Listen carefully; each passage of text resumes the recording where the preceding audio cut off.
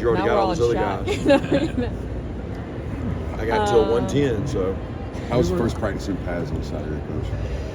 Saturday? Or the first what practice day in is it? pads? When was it? I think it's Wednesday. Today is Wednesday. So we were in pads Tuesday, Monday, Sunday, and you're saying Saturday. So yeah, it must have been.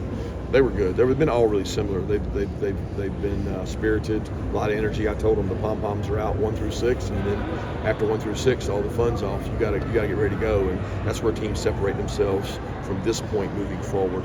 Very easy first day in pads. But practice 7 through 14 they'll do a lot more to define our camp than 1 through 6 will. You spoke last week about being more efficient in the run game, and like Bobo was saying the same thing today. And just kind of what does that mean if you guys can do that for the offense for Gunner as far as what you can do, Define being more efficient, not as many third and longs, right? More than 5 yards per rush, which is a lofty goal. If you rush the ball more than 5 yards per attempt, you'll beat one of the top teams in the country. I mean, that's a goal for us. That's what it looks like. Now, how does it help Gunner? I think that's obvious. He doesn't have to have the pressure of 3rd 7 to 10 every down. It frees things up. It opens up your play action. I mean, all the obvious things, but there's a lot that goes into running the ball better, and that's what we're working on right now. Josh McCray was in practice today. How's he doing? He's good. He was a little sick under the weather, and they're trying to get him back out there. So he's been dealing with some sickness stuff, and I think he's going to be fine. And hopefully, with the weather conditions we've had, he'll be back even faster because it's not been as hot out there. In regards to Gunner, Coach Bobo said that, his name's Gunner, but he doesn't always have to gun it down the field. What are some areas of growth that you want to see from him now going into this season? I've seen a lot of growth in the 6 practices. He and Ryan, both Ryans, have done well, and they're both growing up and doing a good job. I mean, he's getting more opportunities at decision-making process, 2-minute drives. He hasn't had that many of them. He's getting more now every day. It's red area. He's just getting more opportunities to make good decisions, and he continues to do that. I think avoiding the catastrophic moments is what's important. Coach, you talked about the team's conditioning a little bit in the spring. What's been the Well, they've been blessed. They've been, and I've tried to make it a positive. I think that it's easy to sit back as a coach and say, oh no, we haven't had the heat, we haven't had the mental fatigue or the tough moments in camp from a temperature standpoint that we typically have. I'm trying to use that as a positive to say, you know what, we can play faster, we can get timing in the passing game. We don't have to worry about mental exhaustion mistakes because they shouldn't be heat exhaustion. They might be mentally tired from practice, but not the same as it would be. So the conditioning level may not have been tested like we want to, but it has allowed us to take more reps and do more 2-spot and get more guys development, which has been good. Will this first scrimmage on Saturday be any different than the previous years for what you want to see? Nope. I mean, it's going to be pretty similar. We're going to try to introduce kicking game, see where our freshmen are, give everybody an opportunity to go out there and play 3 groups. I don't see it being different. The outcomes have always been different, but not in terms of format. You've talked about this being a young team frequently. What are some of the benefits of coaching a young team? Energy, enthusiasm, non-complacency. That's not to label old teams as that, but you don't have that problem with young teams. Where did the fire, passion, and energy motto come from this year? I feel like every single coach has mentioned it so far that we've talked to. Yeah, it's a big part of what we do. It just came from feeling like we had 4 DNA traits, and we stuck with those for 3 or 4 years, and we still got them. But we felt like of the 4 DNA traits, we had those. We checked the box on all 4 every year. But there was something missing, and we felt like maybe that was what was missing. And maybe that's missing all over college football, or not all over, just in pockets.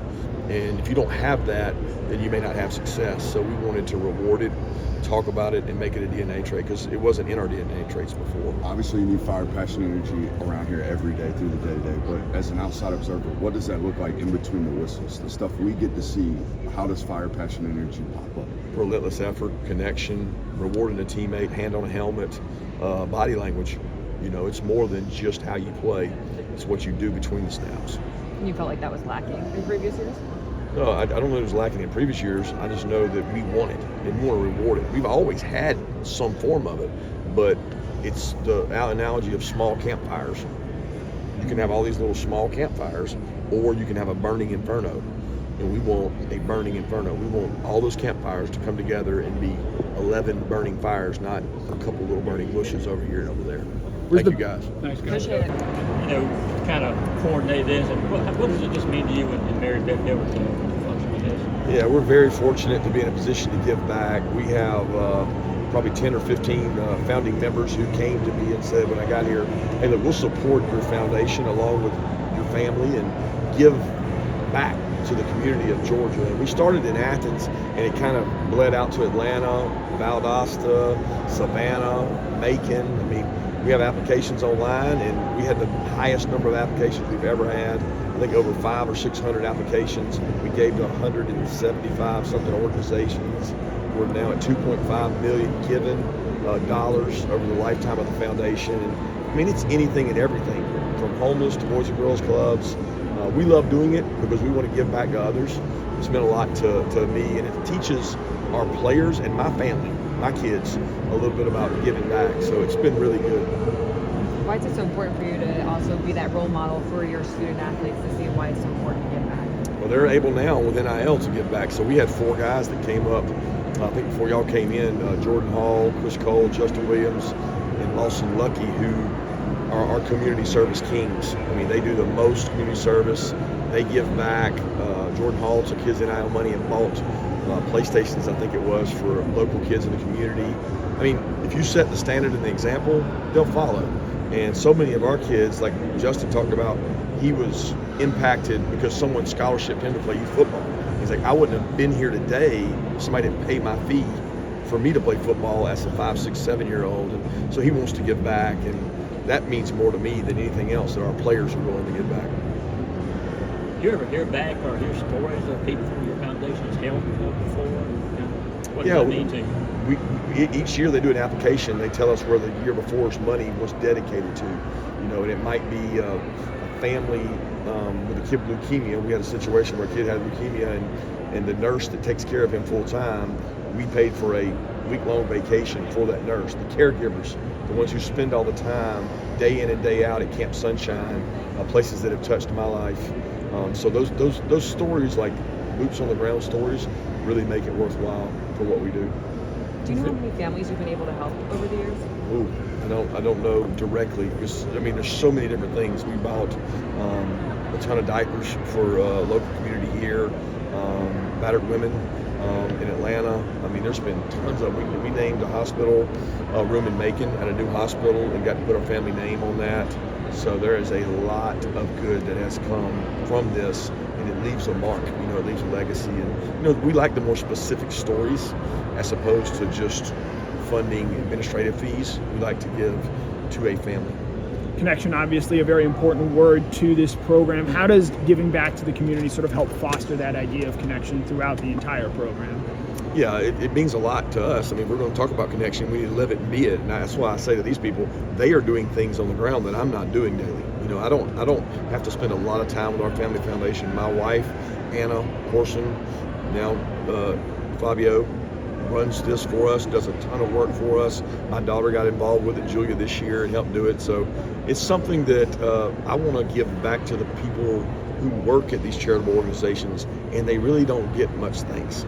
I mean, the ESP staff in Athens is absolutely incredible, and they don't get many days off. They service other people. This is our day to say thank you, and we want to support your organization.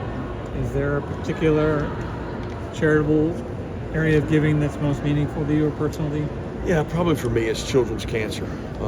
My brother having leukemia at a young age, having to go live with other families while my parents were in Eggleston.